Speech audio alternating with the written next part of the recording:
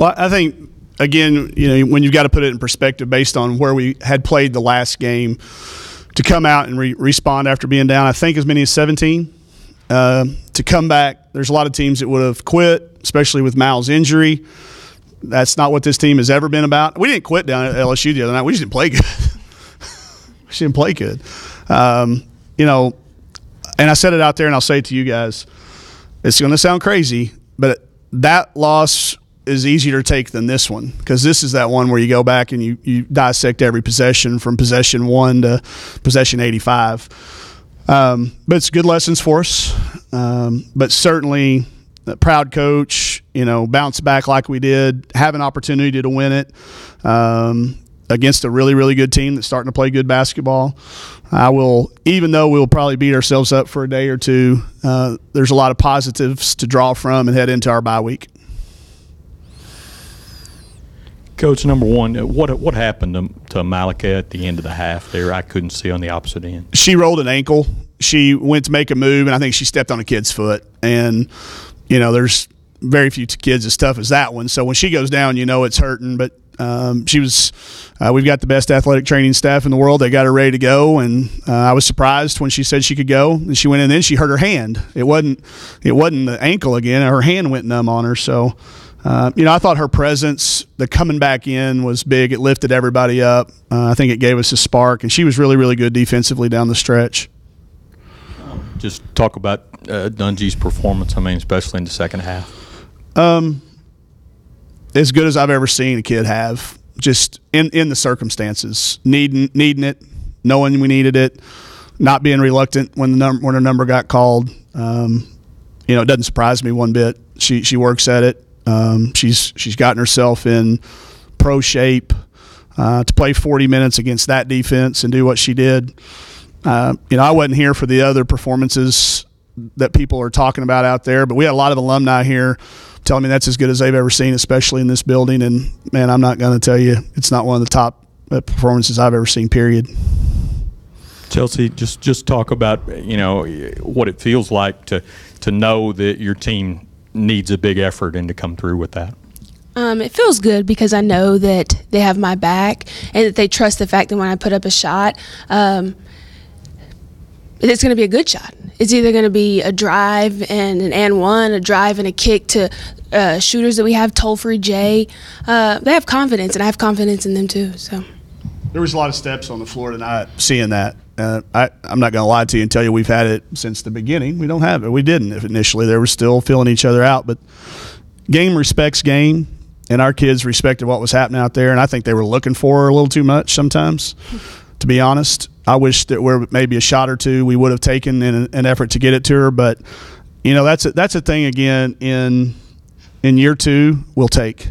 If we're in year 5 of this and she's a senior and we're sitting up here still having this conversation, then we got a problem. But we don't have a problem right now. The problem is there's a bunch of teams in this league that have been ahead of us, and we're closing the gap.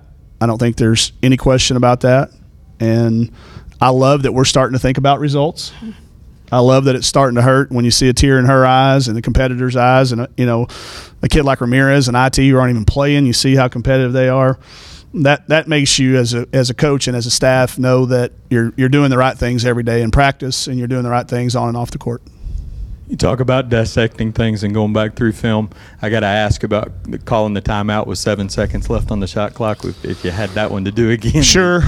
Yeah, it's a play that's worked. And the other thing I do, Coach Schaefer does all our inbounds plays. He has been. He's doing a great job. But that was a play that we've ran in the past different places, and I drew it up. I didn't think they would trap Taylor. They did. And, she didn't have much recourse other than maybe that. I hate that we fouled right there. That's just and that's on me. And that's the one thing I'll kick myself about the rest of the week. The technical foul, kind of what happened on that. I can talk about what happened, but not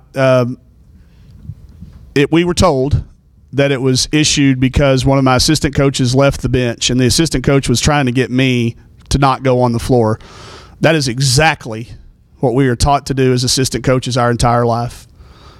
We are taught to protect the head coach and go get the head coach, and that's exactly what happened. That's what they told us, so I'm not telling you anything, my opinion on it. I'm telling you, reporting a fact on what they told us happened. And I'm not sure that I can comment further without talking to Commissioner Sankey tomorrow, so I'm not going to. But I want my assistant coaches to do that. That's exactly who we are, and that's the program we're going to always be. And if that's the rule, then I need to understand it better, and I need to teach it better, because I speak at clinics all over the country, and I tell assistant coaches that's part of their job. I guess also how you feel Raven responded, just as far as having somebody besides Chelsea step up. Good. She's been playing good in practice. She really has. The last 3 weeks, as a senior, it's hard. And I think once she accepted and surrendered to the role that was available for her to surrender to, she's played well. And, obviously her offense carried to some defense, but she played well against these guys last year. I had a gut feeling. That's why I put her in as early as I did, and she hit one, then she kept playing. Part of that was because of Mal being out, but then also a lot of it was because how well she played. And we had a conversation the other day about we needed, I brought Mal and Jalen and Chelsea in that we needed, and I think they've done a great job with those guys in practice, coaching them up. I thought, Taylor was really, really effective. Even though you look at her stat line, and it doesn't look like that, you would say that, but I thought she was as well. So we're starting to get some help in some other areas, and I think that'll continue to show. Half, you guys started to really drive the lane more and try to get to the free throw line. Can you just speak to your decision to do that and how it impacted the game? We were in the bonus and quite early, so at that point, that's what we decided to do, is attack the basket and draw the foul. They're real jumpy. You can give them a head fake, a pass fake, and just attack. Yeah, I just think that we should attack when they're in the bonus. We had talked about doing it in pregame too. Yeah. We just didn't do it as much in the first half. No. We had a little talk at halftime. A little talk that had to be, we had to become the aggressor. And I thought in the third quarter we did, and it carried over to the fourth. Yeah. But it was part of the game plan ahead of time. We just didn't necessarily do it to start. Toll-free just kind of hasn't been as effective in recent games. What's going on with her right now? I think it's the season. This is a long season, and you can play at the high school level, you can play at the junior college level. It's just different, and it's different in this league. I can say this because I have been in other leagues.